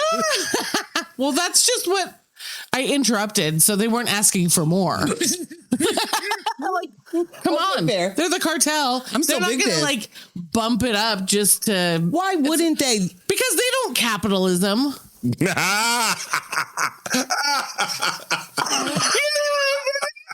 Now you can imagine what our morning commutes are like. Help! Call me uncultured swine. Holy Am I doing- crapping crap. Okay, so anywho, yeah. So the deal was worth 10 grand. They're gonna need their money. My mom says, disabled woman on oxygen 24 hours a day. I don't have money. Job. And if you are doing $10,000 drug deals, get back out there and do them. But where is my daughter? You get your money the way you get it. A little spicy. You know, I like it. the power of a white woman on the phone. I love it. You know, she's been practicing for quite a while. He says, we've got your kid. She says, where's the truck? He's like, Not going to tell you that. where's the money? And she's like, I don't have any money. But mark my words, sir. I will find you. Hunt you down. I will hunt you down and I will rip you into a million pieces. Where are the weapons? You Literally. piece of dog turds. Okay. She said, No, she said no. shit. Yeah. I was like, Anywho. that's not what she said. And then she hung up the phone. Now, And back then she to called our. John. Well, no, then she called me and I didn't answer. Oh, okay. And then she went for Heightening. John. Oh, no, now she Right. is in the truck. Oh, my God. However, I'd like to point out again, she's a fighter, but there was no exit plan. Because were I in the truck, I'd still be there, guys. And then what? You know? Stuck in the truck. I'm Yeah. stuck in the truck. That was guys. not handled well. So I didn't know which way to go with this. Is this an AI scam? You know, like, do you remember when?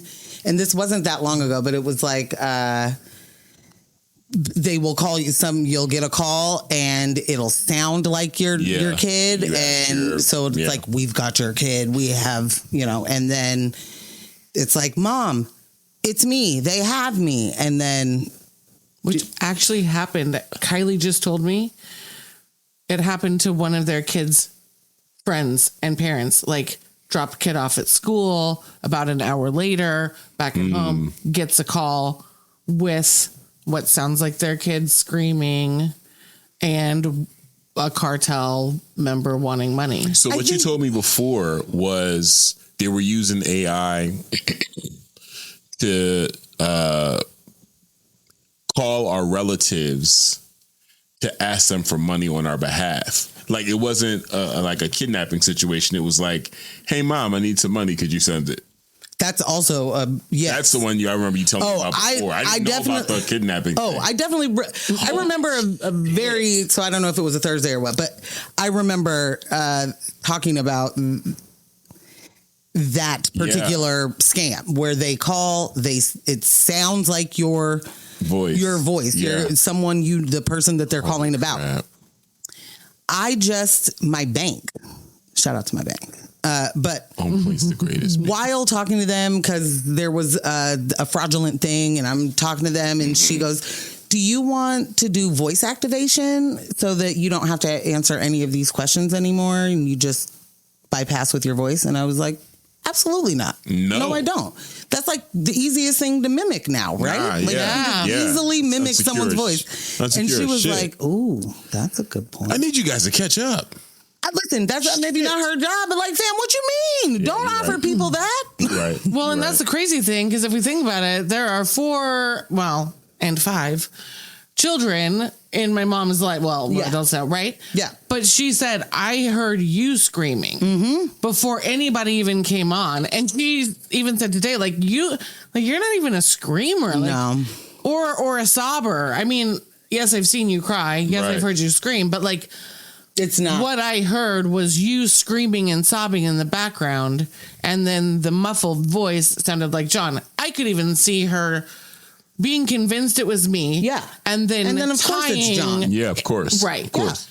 Yeah. But it wasn't, it's my youngest kid who, we sound a lot alike. It was, This is Lil. So that is wild for me, or wild, in general. They're using your name, there's so much. Yeah. I do want to go back to the very beginning of that story for her mom's, is that she hears the scream and says, Lily? Yeah. Right. So then hears the voice and goes, John? All of these scams are phishing, right? Yeah. Even if it's just who picks the phone up. Yeah. There's a piece of that. Yeah. So if you get the phone call where it sounds like someone screaming, maybe don't yell their name. Yeah. Or who you think it sounds like. She yelled Morgan. Exactly. It'd be like, we have Morgan in the truck. Exactly. I honestly think that because it's smart. Well, people have multiple children. If you are calling a person with multiple children, you kind of need to be you need to know who it's supposed to sound like, right? Ooh. Yeah. But not if the other person is like, daughter? Right. In the chat, someone said another scam is pretending to be a sheriff's department. Yeah. Yes. Need bail money. Yep. Those come with AI voice attacks often. Yes. Okay. Same person, the Geek Avenger, said scammers want your adrenaline running to short circuit your nervous system. Similar to scam with your CEO calling and demanding gift cards. Take a breath, take time to settle, then act based on facts. Didn't you just tell that story? What? About someone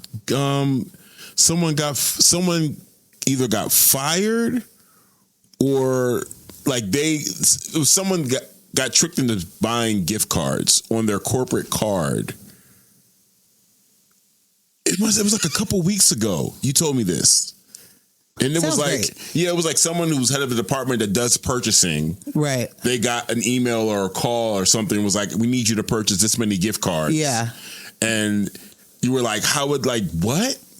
I don't know. Right now, that's not ringing a bell. Yeah. But I absolutely, and I'm sorry, we need to wrap. Jess gotta go. We're over. But I will just say that. Oh no! Oh, Jess. Big Jess, not the little one, said, I want to hear from the AI bot trained on News with My Fiance videos. Guess what, Jess? We're fucked. Me too. Me too. I will say that, Jess, do you remember that scam? Did that happen? Were we at the opera when that happened? When it, all of a sudden we all get an email and it's from the general director and it's need you to get a gift card. And how many did want you to buy each? None of us responded to it. And it was just this is so-and-so and we need you to do this thing real quick. But it was I don't remember how much money it was, $1,000 gift card. I don't know. But it was Oh. First of all, this guy never just emails me directly. What's he doing emailing me directly? So that was my number one red flag. Like, there's no fucking way. And then everybody got that email. So can I just say one last thing? Yes. Yeah. To the last commenter's point about getting their adrenaline pumping. Yeah. As Mom is telling me this story, I told you the first red flag for me was she was walking down the street. Yeah. Guys, to a $10,000 drug deal. Like, come on. In the blanket Mexican cartel. But then I asked Mom, I was like, so did he have like a thick Hispanic accent? And she said, not at all. And I was like, well, that's another red flag. Yeah. But her shit was through the roof. Wow. So she could not in that moment.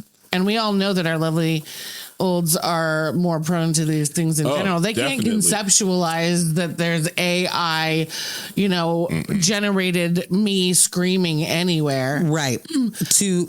Yeah, but anywho, so none of those things though then made her go, this isn't real. Right.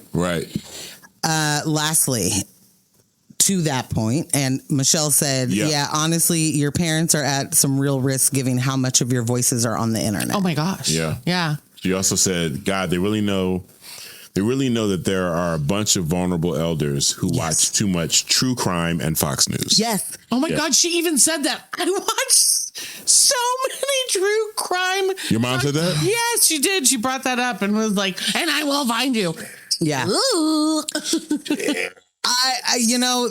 We will continue on talking about scams later because so many of these are preying on vulnerable people, especially the elderly, especially those phishing scams. Yeah. And the ones where it's like, this is the Social Security office. This is Amazon. There's a $1,200. Someone ordered a computer. Yeah. If you give us $500 in gift cards, then we'll refund you. I don't even know. Yeah. But the whole point of making you think that there's a big issue, you're confused. Yeah. That I just know my dad has gotten completely scammed because they got him in the middle of a nap. There's a brand new phishing scam that has been floating around the art community here in Portland through Gmail. So you're going to get a Gmail notification that someone is sharing a document with you or a file with you, and it's going to come from someone who was in your contacts. Yeah. So like Rashonda, she got phished, and then she had to let a bunch of people know. So if I see, I got a notification that was like, Jason Hill is sharing a file with you. He's our photographer. Oh, bet. Let me see what he's going to share. And then you hit the link, and it takes you to sign in to your Gmail, so you can access. I'm already in, right? So, and then there was a page before the sign in that was like, this isn't a normal part of the process, right? And this website looks really weird, and then it clicked. I was like, okay, and then Jason, I saw it in his stories. He was like, hey, you guys, please don't, Yeah. And then one of my contacts in the museum, a phishing email came from their account. I texted her immediately. I was like, change your email address, change your email passwords. And that was her work email. I was about to die. Let y'all know. Okay. I was going to say one thing. If I get an email or if I get a text and it's a link from anybody that I know, I'll hit him in a different way. So if it's an email, I'll text him and be like, did you just email me? That's what we got to do these days, man. Yeah. All right.